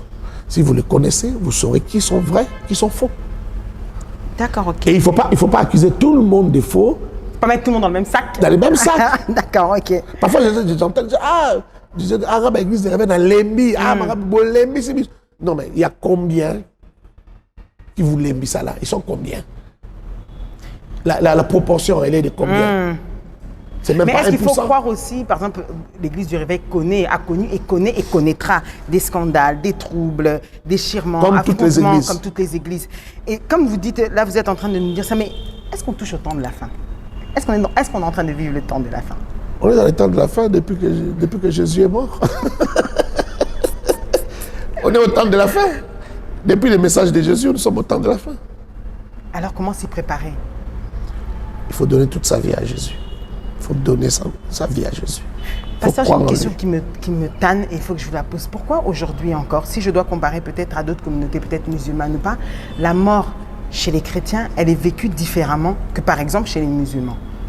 C'est-à-dire, je donne un exemple. Un musulman meurt, que ce soit ailleurs, Algérie ou tout ça. En 2 jours, on a fait un deuil qui est d'ailleurs très simple et ils se disent que oui, Bazo préfère Bakunda Bango, peut-être qu'ils sont venus, ils n'aiment pas les grands artifices. Prenons le Congo là où vous êtes. Vous savez qu'un deuil peut nous tanner encore, peut traîner pendant même 1 mois. Et c'est tout un spectacle autour de ça. Et puis, il y a autant de souffrances, comme si les gens n'étaient pas réellement préparés. Est-ce que peut-être la faute ne vous revient pas, vous ne prêchez pas assez la vie après la mort? Mais ça, c'est pas l'église. Ça, c'est culturel. Ok. Ça, c'est culturel et c'est aussi un peu l'église de la cloche. Comme ça que j'appelle ça. Parce que là-bas, il y a même les 40 jours et tout ça. Mais moi, par exemple, dans mes prédications, si vous suivez mes prédications sur YouTube, j'y reviens, j'en parle. J'ai dit même aux fidèles l'attitude qu'ils ne doivent pas avoir, la compréhension qu'ils doivent avoir par rapport à la mort, et puis des phrases qu'ils ne doivent pas dire. Comme par exemple, quelle phrase? Comme par exemple dire to sambwe, papa kei to sambwe, to koufie, to bébé. Des choses comme ça. Okay. C'est païen. D'accord. C'est païen. Vous voyez, ça dit que la perspective qu'on a de la mort reste païenne, elle est culturelle, elle est bantou, au lieu que ça soit, que cette perspective soit vraiment chrétienne. C'est-à-dire que ce soit avec les lunettes de la Bible, qu'on regarde la mort avec les lunettes de la Bible. Moi j'ai perdu tous mes 2 parents. Oui. Mon père est mort très jeune, il n'avait même pas 50 ans. C'est ça? Ma mère est décédée il y a 3 ans. Et j'ai vu par exemple des gens me critiquer, dans les quartiers, nous critiquer moi et mes frères, par rapport à notre manière de faire les deuils. Le fait que, oh non, maman, leur maman est encore couchée là, ils vont dormir. Ils ont abandonné leur maman. Il y a des gens qui ont parlé, parfois des gens proches. Vous voyez? Mais ça, c'est parce qu'ils ne connaissent pas Dieu. C'est la culture ambiante. Vous voyez? Il est 1h du matin. Je sais que demain, ça sera une journée très chargée et très difficile. Parce que nous allons mettre en terre notre maman. avec le soleil de Kinshasa, pendant la saison des pluies, et tout ce qu'il y aura à gérer. Exactement. J'ai dit à mes frères, allons dormir. Parce qu'à partir de 6 heures déjà, il y a des gens qui critiquent. Non, mais il y a des gens qui étaient restés gardés. Vous voyez, est-ce que ma mère, si ma mère nous entendait, si ma mère nous voyait, est-ce qu'elle avait même besoin qu'on soit là? Ouais. Et autre chose, maintenant on est français boy. On est la coûté. Déjà, vous voulez qu'on roule par terre Pour montrer votre douleur. Non, mais notre maman est partie dans le Seigneur. Elle est dans les seins d'Abraham. Elle est partie. Et nous regrettons juste la séparation, mais nous sommes dans la joie de savoir qu'elle a vécu dans le Seigneur. Toute sa vie, elle a consacré. Quand son mari est parti, elle est restée avec nous. Elle a consacré tout son temps pour ses enfants, pour les conseiller, pour les accompagner, parfois dans des moments assez difficiles. Hein? Elle a gardé la foi. Elle m'a conseillé dans des moments où je ne savais pas de quel pied danser. Elle m'a dit, mon fils, fais juste confiance au Seigneur. Ok. Quels sont les freins des églises du réveil en Afrique, selon le pasteur Timothée? Ça veut dire quoi cette question? Je n'ai pas compris. Sincèrement. Arrêtez, pasteur. C'est quoi l'essence? Les freins, qu'est-ce que tu veux dire? Qu'est-ce qui freine encore l'élévation des églises en Afrique? Quand je parle d'élévation, j'aimerais... vous avez compris, mais bon, je vais encore plus expliciter. Qu'est-ce qui freine? En quoi l'église est-elle encore un frein? Qu'est-ce qui empêche encore l'église d'aller encore plus haut? Que les gens ne soient pas dans justement toutes ces médisances dont vous parlez, que la dîme ne soit pas un problème, que les gens ne réclament pas encore derrière ces genres de choses. Oh non, je ne pense pas que l'église des réveils en Afrique connaît des freins ou a des problèmes pour émerger. L'église des réveils a déjà beaucoup émergé. Et il y a des choses qui, jusqu'au retour de Jésus, qui ne s'arrêteront pas. Les scandales ne s'arrêteront pas. Des gens qui discutent la dîme, ça ne s'arrêtera pas. Des gens, des débats autour de certains points doctrinaux, ça ne s'arrêtera pas. Okay. Il n'y aura jamais un moment, quand on lit la Bible, on lit les prophéties bibliques, il n'y aura jamais un moment où il y aura l'unanimité autour de tout ce que nous prêchons dans les églises de réveil. Ça n'arrivera jamais. Donc il y aura toujours des problèmes, il y aura toujours des contestations. Mais l'église se porte très bien. Contrairement à ce que beaucoup de gens disent, l'église se porte très bien. Okay. Il y a quelques aventuriers, quelques gens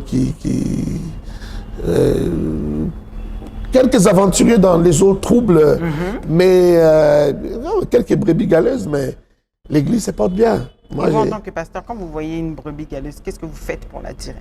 Est-ce que vous faites un effort pour tirer? Non, il y en a, je crois que je ne les ai pas vraiment nommés comme il faut. Il y en a qui sont des loups. On ne peut pas les changer en brebis. Ce sont des loups. On ne peut pas les changer en brebis. Et les autres, vous savez, tout ce qu'on peut décrire aujourd'hui, quand vous lisez la Bible, dans la première église, au 1er siècle, ces premiers existaient déjà. Dans tous les cas, donc c'est... Oui, mais à l'église de Corinthe, il y avait l'impudicité. Et l'apôtre Paul dit, il y a une impudicité telle que même l'un de vous sort avec la femme de son père. Vous voyez? Donc, il n'y a rien de nouveau aujourd'hui. Dans d'autres églises, à Thessalonique, on dit que celui qui ne travaille pas ne mange pas, parce qu'il y a des frères parmi vous qui ne veulent pas travailler, mais qui embêtent les autres, qui mangent aux frais généraux, si vous voulez. Donc, il y avait toujours des problèmes. D'autres, on leur dit, mais qui vous a ensorcelé? Paul s'adresse aux Galates, il dit, qui vous a ensorcelé? Vous courriez si bien. Donc, il y avait toujours des problèmes. Il y en a qui revenaient dans l'Ancien Testament, il y en a qui judaïsaient, ainsi de suite. Tous ces problèmes-là reviennent aujourd'hui. Mais l'Église se porte très bien. Vous savez, dans un pays comme le Nigeria, par exemple, l'Église de réveil est très puissante, très puissante. Et ils ont conçu des écoles que les églises traditionnelles n'ont pas construites, des universités que les églises traditionnelles n'ont pas construites. Ils sont très riches.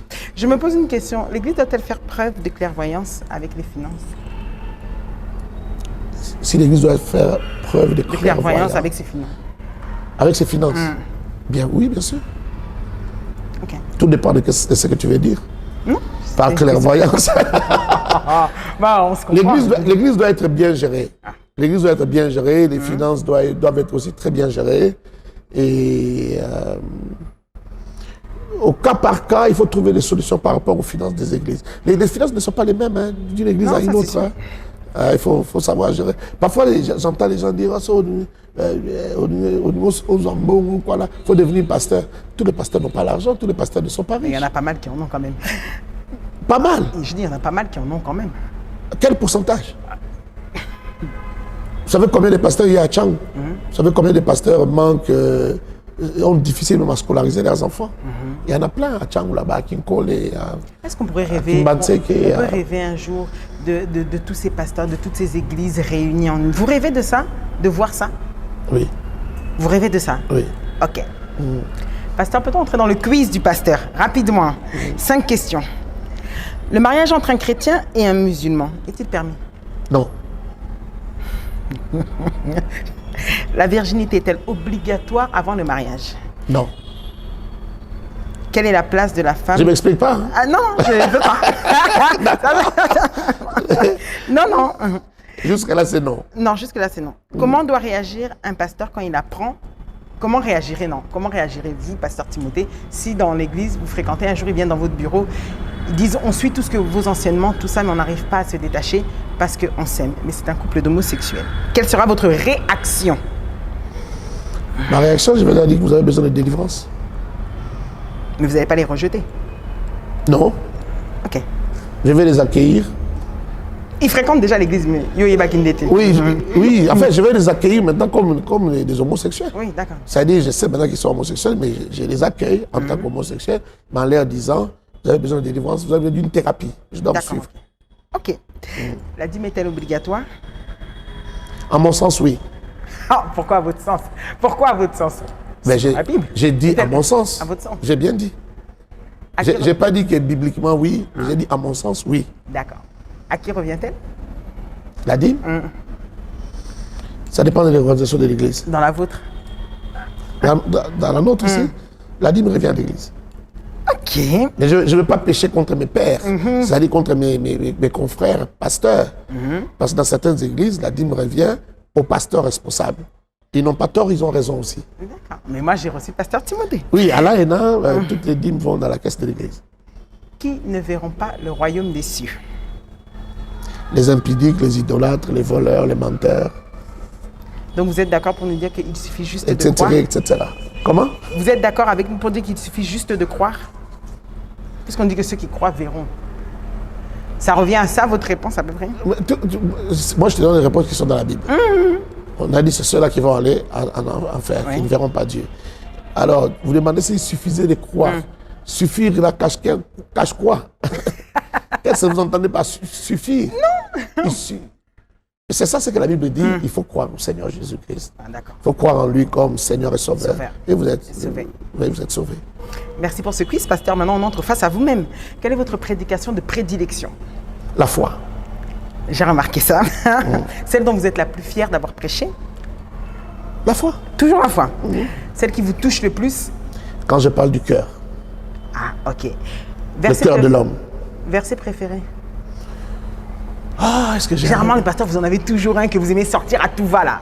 Est-ce que j'ai un verset préféré? Voilà. Je commence même à l'oublier tellement que ça fait longtemps. C'est avant que tu ne sois dans les ventres de ta mère, je te connaissais. Et dans les ventres de ta mère, je t'avais choisi. Et je t'avais consacré. Ok. C'est Jérémie chapitre 1, verset 5. Merci pour la précision. Le personnage que vous préférez dans la Bible? Les personnages que j'aime dans la Bible. Jésus. Jésus? Jésus. Et dans ses apôtres? Parmi ses apôtres, Paul, l'apôtre Paul. Plus belle rencontre dans la vocation? Votre plus belle rencontre, là ça peut être... Dans mon ministère? L'apôtre Jean-Baptiste Soumbela. Ok. Votre endroit préféré pour vous isoler afin de préparer une prédication, c'est où? Mon bureau. Donnez-nous un avantage de la célébrité. Un avantage de la célébrité? Est-ce qu'il y a des avantages? Oh, pasteur! On entre dans un bureau, là, si vous entrez, vous et quelqu'un d'autre directement vous fait passer, les autres, on les fait attendre. Moi, tu as répondu. Parce que vous avez voulu faire comme s'il n'y a pas d'avantage. Tu as répondu parce que En fait, moi, la célébrité, je vois plus de points négatifs que... Alors donnez-nous-en 2 alors, pour points négatifs, comme vous en voyez plus. Je commence avec les positifs, c'est comme tu dis. Oui, ça vous l'avez dit, le fait On te reconnaît, même dans un aéroport international très loin, à 10 000 km du Congo, il y a quelqu'un qui est dans un, comment on dit ça, lounge ou quoi, et qui vous accueille, qui dit c'est pas le mari de Pasteur Joël. Oui, oh, Pasteur, asseyez-vous ici, Pasteur. Vous avez besoin de quoi, Pasteur? Ça quand même, c'est bon. Non, c'est très bon. Je ne vais pas nier. C'est clair. C'est très bon. Il y en a même qui ont coulé des larmes, il y en a qui prennent des photos. Bon. Mais on sait ne pas prendre la grosse tête, enfin, à maîtriser tout ça. Vous êtes maintenant habitué, mais c'est vrai que dans ces débuts même de tout ça, au début, on peut vite se prendre pour quelqu'un de différent. Oui, mais ça dépend de son éducation, ça dépend aussi des rêves qu'on a dans la vie. Ok. Quel genre de personne on a. Quel genre de personne on est, quel genre de rêves on a. Si on a des rêves et on a des promesses de Dieu plus grandes que ce que vous voyez là, ça vous touche, mais vous restez calme. Parce que vous avez vu dans votre esprit plus grand que ça, de loin plus grand que ça. Donc ça vous perturbe pas beaucoup. D'accord, ok. Ouais. C'est pas encore arrivé, mais vous savez ce que Dieu vous a montré. Ben, maintenant, les négatifs, c'est... 2 seulement, vous en donnez 2 rapidement. Les critiques, on vous critique pour tout. C'est Vous la bougez un peu, on réticence. vous critique. Vous faites un peu ça, on vous critique. On a dit la merde. On vous taxe de tout et de rien. Ouais. Comme vous l'avez dit tout à l'heure, Boulata dit la casquette à Pasteur. Comme un ami qui disait, c'est le pasteur Marcelo qui me disait, tu sais, c'est comme les genoux de... genoux à Coca. Coca, c'est quoi? Personne vivant avec un handicap, un extropié. Vous voyez, ces genoux sont déjà habitués à frotter le sol. Ça devient dur. C'est comme ça que nous devenons. Nos cœurs deviennent comme ça. On porte une carapace un peu. On porte une carapace parce que tu dois défendre ton cœur, protéger ton cœur. Il y a tellement de critiques, et surtout quand on est congolais, quand on est francophone. En fait, hier, quelqu'un me disait, c'est parce que les francophones, les Français, ont tué les rois, ont tué la royauté. Vous voyez, la culture de la royauté n'est pas aimée dans les mondes francophones. Alors que dans le monde anglophone, il y a encore la culture de la royauté. Là-bas, ils ont gardé leur roi. Oui. Ici, on a guillotiné, si vous me permettez les mots, le roi. Vous voyez, il y a eu des révolutions françaises et tout ça. C'est-à-dire, ici, on ne supporte pas la royauté. Regardez comment parfois les journalistes français, par exemple, quand ils parlent des églises évangéliques, comment ils critiquent. Ils ne voient que les offrandes, ils ne voient que l'argent. Regardez quand ils viennent interviewer nos présidents, comment ils ne voient que l'argent. Monsieur Mobutu, vous avez des milliards. Monsieur Kabila, vous avez des milliards. C'est-à-dire, tout ce qui est royauté, ils n'aiment pas. Tout ce qui est en or. Ils aiment bien mettre le doigt aussi sur ce que les gens n'aiment pas dire. Oui, mais leur plus grand malaise, c'est la royauté. Ok. Leur plus grand malaise, c'est la royauté. Donc maintenant, quand ce que vous appelez célébrité, j'aimerais appeler ça royauté, quand il y a une certaine royauté, il y a une certaine couverture dorée qui commence à vous couvrir, les gens, ça les met mal à l'aise. Ils se mettent à parler, à raconter des choses. Et deuxième truc négatif, ils vont jusqu'à dire que vous avez des fétiches. Voilà. J'ai posé des questions à des missionnaires anglais, des blancs donc. Est-ce que, particulièrement à un que j'ai reçu, qui a étudié tous les réveils qu'il y a eu dans le monde, que ce soit en Amérique, en Angleterre, je lui ai posé la question. Je lui ai posé la question, lui, pasteur Dupé, je lui ai posé la question. Est-ce que c'est arrivé que les gens disent, par exemple, tellement qu'il y avait des miracles, qu'il y avait la puissance, qu'ils disent que non, ça c'est des fétiches. Non, ça ce n'est pas Dieu. Est-ce que c'est arrivé? Et la réponse était non, jamais. Catherine Coulomb, par exemple, c'était une femme. Malgré qu'il y a des gens qui ne croyaient pas au ministère de la femme. Mais jamais on a dit des choses comme ça. Oui. Par contre, lui me disait, par contre, en secret, tout le monde désirait qu'il soit, mais si elle était même évangéliste dans mon église, cette femme. Vous voyez? Si elle était même évangéliste dans mon église. C'est-à-dire, même quand tu nies en public, et tu dis, parce que tu ne veux pas changer de doctrine, mais au fond de toi, tu dis, si Catherine Kuhlman était ici, si elle faisait ses réunions dans notre église. Oui. Il y a beaucoup de gens qui ont contesté le ministère de Branham. C'est notamment les gens parlent de Branham. En plus. Oui. En son temps, il y a beaucoup de prédicateurs qui ont contesté son ministère, pas à cause des miracles. On reconnaissait les miracles, mais à cause de l'enseignement. On trouvait qu'il dérapait, il disait des choses qui n'étaient plus bibliques. Vous voyez, il y a même, et je l'ai dit, et quelqu'un vient de me contredire, il y a même des pasteurs américains qui ont fait une union de prière en train de demander à Dieu, viens prendre ton serviteur, reprends ton serviteur, parce que là, il s'est trop égaré. On n'en peut plus. Reprends ton serviteur, les gens intercèdent pour ça. Okay. Au Congo, on ne dira jamais ça. Ici, on est trop fanatiques. On ne dira jamais ça. Mais, même ces gens qui priaient, Seigneur, déjà, vous voyez, ils s'adressent au Seigneur. Ils ne disent pas que le diable prenne son serviteur. Non, ils s'adressent à Dieu. Okay. Ils reconnaissent que c'est un serviteur de Dieu. Ils reconnaissent que les miracles puissants qu'il fait, c'est Dieu. Les prophéties puissantes qu'il donne, c'est Dieu. Mais seulement, il s'est égaré. Alors, prends ton serviteur. Vous voyez les autres. Okay. Mais regardez-nous. Donc, quelque part, c'est avec un goût amer que je parle de la célébrité ou que je parle de l'élévation. Ok, on a compris. Pasteur, est-ce que vous pourriez regarder les téléspectateurs qui nous suivent, les fidèles et les païens, tous ceux qui vont tomber sur cette émission à la télévision ou encore dans nos réseaux sociaux, est-ce que vous pourrez donner un message d'encouragement à une personne qui a du mal à se faire entendre par Dieu, qui prie, qui pleure, mais qui malgré tout ne voit pas les choses qu'il demande s'exaucer ou arriver. Est-ce que vous pourrez donner un message de réconfort à cette personne-là qui vous regarde à cet instant? Oui, mon frère, ma soeur, je vous dirais ceci. Faites une introspection, revenez en vous-même, regardez votre marche avec Dieu. Si vous l'avez déjà fait, parce qu'il y a quelqu'un qui me dit, je l'ai déjà fait. Si vous l'avez déjà fait, maintenant cherchez Dieu, cherchez-le encore. Ne vous fatiguez pas, ne dites jamais, je l'ai trop cherché, je suis allé à Manguengue, je suis allé à Louzizi, là, je fais ceci, je fais cela. Ne comptez pas, cherchez-le encore. Il aime qu'on le cherche. La Bible dit, il se laisse trouver. La Bible dit aussi, il veut qu'on le cherche, même en tâtonnant, quoi qu'il soit présent, cherchez-le, vous le trouverez. Dieu est réel, il existe. Je n'ai pas vu quelqu'un le chercher de tout cœur, le chercher avec témérité, sans le trouver. Si vous le cherchez, vous le trouverez. Et il vous dira pourquoi ça ne marche pas, il vous dira pourquoi il ne fait pas tout de suite, et il vous dira quand est-ce qu'il va faire. Merci beaucoup. En tout cas, c'était le pasteur Timothée qui donnait un conseil précieux. Regardez avec nous cette courte page de publicité avant que nous revenions pour clôturer avec Confiez-nous tout en 5 minutes. A tout de suite.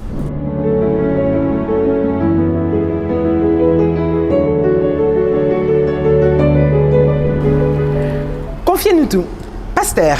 Oui. Dans cette partie, on va plus s'intéresser maintenant à vous et ce que vous aimez faire. Je crois que vous nous avez parlé de la Bible, l'Église, en long, en large. Donc, on peut maintenant avoir cette petite pause détente. Qu'est-ce que le pasteur Timothée a que n'a pas le pasteur Joël? Quelle question difficile. Et vice-versa. Un truc que vous avez qu'elle n'a pas, un truc qu'elle a et que vous n'avez pas. C'est elle qui devait répondre. Non, à cette elle question. avait répondu d'ailleurs pour vous et pour elle. Donc nous sommes essayer de confronter pour voir. Elle a joué le jeu. Je suis plus patient. Ok. Je suis plus patient. Les gens disent que... Enfin, les gens me craignent moins qu'elle. Ok. Elle est très, très exigeante. D'accord. Donc vous êtes plus patient qu'elle. Et elle, qu'est-ce qu'elle a que vous n'avez pas? Ce qu'elle a,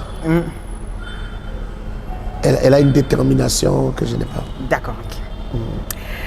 Que faites-vous de votre temps libre, du peu de temps libre qui vous reste? Parce que quand j'ai fait votre présentation avec toutes les casquettes Et surtout que vous avez... une sagesse aussi. Hein? Ça, je ne peux pas oublier de dire. Une sagesse aussi que je n'ai pas. Ah, d'accord. Okay. Elle a une grande sagesse. D'accord. Que faites-vous de votre temps libre? Avec le peu de temps libre qui vous reste, qu'est-ce que vous en faites quand vous en avez? Quand j'ai le temps libre, c'est pour les enfants. D'accord. C'est pour les enfants, c'est pour sortir avec les enfants quand je peux, même si c'est plus leur maman qui sort avec. C'est rester avec eux, partager les repas ensemble. Parce que quand on est occupé, les heures de repas ne sont pas respectées. Une activité que vous aimez bien faire mais qui est propre à vous? Oui, je vais le dire. Ah, d'accord. Et en dehors de ça, j'aime bien papoter avec les amis. J'aime bien les amis. quelques pasteurs, quelques pasteurs avec qui j'aime parler. Et puis j'aime parler avec mes fils pasteurs. D'accord, ok. Oui, je me sens très à l'aise avec mes fils pasteurs parce que il n'y a pas de problème, il y a moins de problèmes. Ah, d'accord. Ouais. Un de vos amis pasteurs, d'ailleurs, nous avait dit, mais je ne vais pas dire le nom, mais vous allez savoir ce qu'il a dit. Souvent, on passe notre temps, quand j'ai rien à faire, on joue au baby-foot. J'ai dit, il joue à ça? Oui, je sais, c'est pasteur Marcelo. Oui, chaque lundi, hier on l'a fait, et là c'est juste une fois par semaine. Quand il n'est pas en voyage, quand je ne suis pas en voyage, tous les lundis, si vous nous cherchez, on est en train de jouer au baby-foot, on est en train de jouer au tennis de table. C'est ça. On joue aux flèches, on lance des flèches. À la fléchette, ok. Oui, à la fléchette. Fléchette, mais plus d'autres. Des flèches vraiment. Tir à l'arc. Oh, Tir à l'arc, voilà. Tir à l'arc. On fait les tirs à l'arc, on lance aussi les fléchettes. Et puis quoi encore? Les billards aussi. Ok. Oui. Bon, ça va. Hein? Un papa comment? Cool ou sévère? Les deux à la fois. Ah, vous tamisez quoi? Oui, les deux à la fois. Ok, d'accord. Là, il faut poser la question à mes enfants, mais les deux à la fois. Les deux à la fois, d'accord. Plat préféré? Celui qu'on l'embatté du premier au tendre, Nachap Moum. Oui, mais ça me donne du ventre, c'est ça le problème. Mais dites-le. C'est les manqués de moins en moins, de moins en moins, c'est vrai parce que ça, oui. parce que moi j'aime ça griller. Et tu vois, il y a l'huile, il y a le sucre, avec les fumbo et les macabres. Alors c'est trop bon. D'accord, ok. Film de prédilection, c'est-à-dire que même si vous l'avez déjà vu, mais s'il repasse et que vous tombez par hasard, vous allez le regarder. Non, j'ai pas. Est-ce que j'ai un film comme ça? Oui. Bon, c'est pas un film, c'est une série. D'accord. Ah, dites-le. C'est une série que j'ai regardée, je crois, 2 ou 3 fois. Laquelle? Et pourtant, c'est une très longue série. C'est Blacklist. Ok, d'accord. Tu t'attendais pas à ça? Je m'attendais pas à ça. Tu pensais que j'allais parler d'une série d'amour ou de drame? Peut-être du Greenleaf, vu que tu avais touché sur les pasteurs en Amérique. Je me suis dit, Non. pourquoi pas? J'aime des films à caractère. J'aime des films d'action, mais à caractère politique, un peu politique. Il y a de la sécurité. recherche. Oui, mais FBI dedans, D'accord. sécurité, défense nationale, tout Ok. ça. J'aime des trucs comme ça. La chanson que vous écoutez ces 3 derniers mois dans votre voiture, si on entre par hasard, mais cette chanson elle revient tout le temps bien. Quand elle passe pas, vous la cherchez. C'est laquelle? Tango sangani ebele boye, liboso na yo monana pate. Hein? Awa to sangani ebele boye. Ah, j'ai oublié le nom du, mais je vois Non, la c'est une chanson. nouvelle chanson, c'est pourquoi tu connais pas. Ok. C'est la chanson des Faveurs. Ok. C'est Faveurs, non? Voilà. J'aime bien cette chanson. Une autocritique de vous-même. Une qualité que vous vous connaissez avec et un défaut que vous aimeriez changer. J'ai beaucoup de défauts. Non, c'est ça que j'ai bien précisé. Une qualité et un défaut que vous aimeriez changer. Une qualité, les gens disent que j'ai un bon cœur. Donc c'est bon. Ce sont les gens qui disent, hein, c'est pas moi. Un défaut, Que vous aimeriez changer. je me trouve un peu trop paresseux. D'accord, ok. À mon propre goût, D'accord. je me trouve paresseux. Super. Boisson préférée. Boisson préférée. Du jus naturel. Couleur préférée. Couleur préférée du bleu. Merci pour la couleur. L'ordre est entre nous. Votre dernier caprice que vous vous êtes octroyé, ça veut dire quelque chose que vous n'aurez pas dû faire, mais vous avez fermé les yeux, vous n'avez pas regardé, vous avez mis la carte bleue. Ingrid, tu vas me créer des problèmes. Ah non, pourquoi? Ingrid, tu vas me créer des C'est problèmes. bon en tout temps. Oh mon Dieu. Oh mon Dieu. Non, je ne dois pas, Ah, le dire. Pasteur, vous ne pouvez pas ne pas jouer le jeu. Pasteur, c'est pas possible. Je ne dois pas le dire, mon Dieu. Pasteur, c'est pas possible que vous ne puissiez pas faire ça. Oh Seigneur. Vous avez accepté entre nous. En plus, vous avez dit, vous ne mentez plus depuis ces 16 ans-là. Non, je ne mens pas. Ah, ok. Bon, j'ai acheté quelque chose à ma femme, mais je ne vais pas dire quoi. D'accord. Bon, on a compris qu'on ne voulait pas dire le montant du chiffre de la carte. Dernier appel composé avant qu'on commence l'émission. À qui était-il adressé? Mon dernier appel, ce matin, Oui. Avant qu'on commence l'émission. j'ai parlé avec mes frères. D'accord. Ce que vous aimez par-dessus tout. Mes frères biologiques, hein? On parlait en famille, WhatsApp. Ah, famille. d'accord, ok. Ce que vous aimez par-dessus tout, Jésus. qu'est-ce que vous détestez au plus haut point? L'hypocrisie. Si vous aviez une baguette magique, où je change, vous dormez et Dieu vous apparaît dans un songe, il dit Timothée, Me donne une baguette. Voilà. Elle n'est pas magique, mais elle est baguette. voilà. Il Une dit, baguette qui change tout. fais ça. Timothée, que veux-tu que je fasse pour toi là tout de suite, maintenant, sans réfléchir? Qu'est-ce que vous demandez?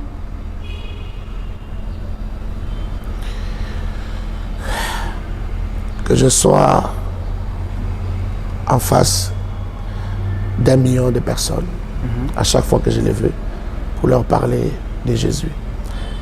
D'accord. Donc l'évangélisation. Ok. Je crois qu'en dehors de tout ce que je fais, j'ai un ministère d'évangéliste aussi. Le pays pour une retraite. Comment? Le pays pour une retraite. Les pays? Pour une retraite. Quand vous déciderez de tout arrêter, de fermer la porte, non, vous aimeriez être où? La RDC. Toujours? Yeah. Dernière question pour clôturer. Il y a des endroits bien formidables. Ah en oui, vous RDC. les avez vus. C'est Si la- tu me demandais plutôt le coin, je choisirais, mais en tout cas, c'est la RDC. Ah bah le coin, alors, dites-nous. Soyez Goma. plus profond. Goma. Ok, j'ai pas encore fait. D'accord. Goma, mais en paix. Pas avec les M23 et autres. sans les M23. Certaines personnes, je l'ai entendu souvent, d'ailleurs même dans certains commentaires que j'ai vus, des fois on associe votre couple à vous, vous et le pasteur Joël. Ça rappelle un peu le couple Olangui. Vous trouvez? Si je trouve quoi? Qu'il y a une ressemblance. Ressemblance. Et là, je suis large, comme ça vous-même vous répondez. Non, je sais pas. Je sais pas. Je sais, avant que ça n'arrive, il y avait des prophéties qui les disaient déjà avant. Oui, il y avait des prophéties qui les disaient. Mais bon, je pense qu'on est un peu différents. Mais je comprends que ça les rappelle le couple Olangui. D'accord. C'est un couple qui a été beaucoup aimé.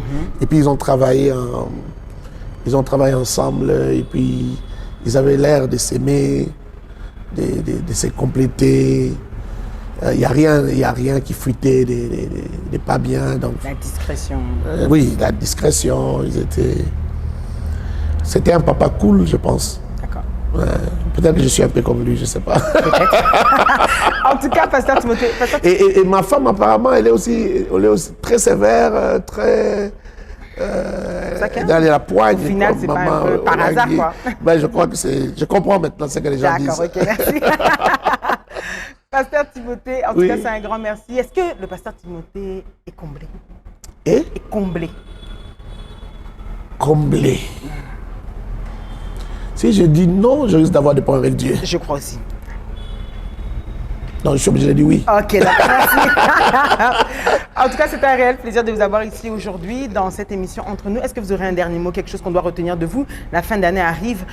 Nous sommes là déjà bientôt, décembre va tomber. Vous savez que décembre, c'est une période toujours très difficile ici à Kinshasa. Les gens sont dans le doute, dans la peur. Bon, tout chrétien ou pas, les gens sont toujours un peu dubitatifs. Vous aurez peut-être quelque chose à dire ou quelque chose qui va peut-être même se passer avec l'AENA ou avec vous-même. Dites-nous-en, vous avez 30 secondes. Ben, je dis que Dieu vous aime. Dieu est bon. N'abandonnez pas, ne relâchez pas. Persévérez. Que quelqu'un dise quelque chose ou fasse un scandale, c'est sa vie avec Dieu. Vous aussi, vous avez votre vie avec Dieu. Même s'il m'arrivait à moi de m'égarer, vous demeurez toujours dans le Seigneur. Et voilà, Jésus revient bientôt. Décembre approche. Décembre, c'est comme tous les mois de l'année. N'ayez peur de rien.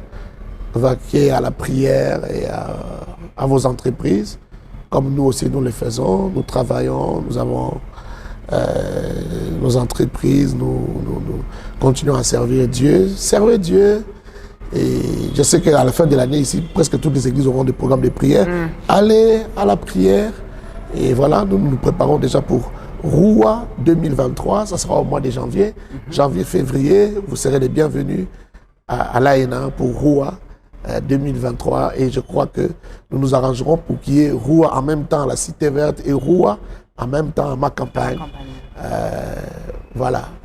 Et Dieu vous bénisse. Merci, pasteur, que Dieu vous bénisse. Voilà, il vous l'a dit, donc il y aura Roua en janvier à février 2023. Entre-temps, restez scotchés, branchés sur leur chaîne. Vous pouvez continuer à vous abonner sur leur chaîne YouTube, page Facebook et puis aussi sur Instagram. Continuez, cliquez, likez. On tient à vous remercier et je remercie aussi toute mon équipe qui était là. Alors aujourd'hui, c'était un peu spécial parce qu'il y a mon équipe à moi avec Joe, Sabi, Caps, merci à vous. Et à toute l'équipe de la presse de l'AENA que j'aimerais féliciter. Eux tous à chacun, ils penseront à moi quand ils verront cette émission. Je vous dis félicitations encore pour le travail. Merci pour le soutien. Merci à toi aussi, Johnny. Et à toutes les personnes qui ont l'habitude de nous suivre. Un prochain numéro vous attendra. Mais d'ici là, sortez couverts. Je ne sais pas pourquoi j'ai envie de le dire pour cette fin d'année. Sortez couverts. Prenez-le au sens large, au sens figuré. Bref, sortez protégés et que Dieu vous fasse du bien.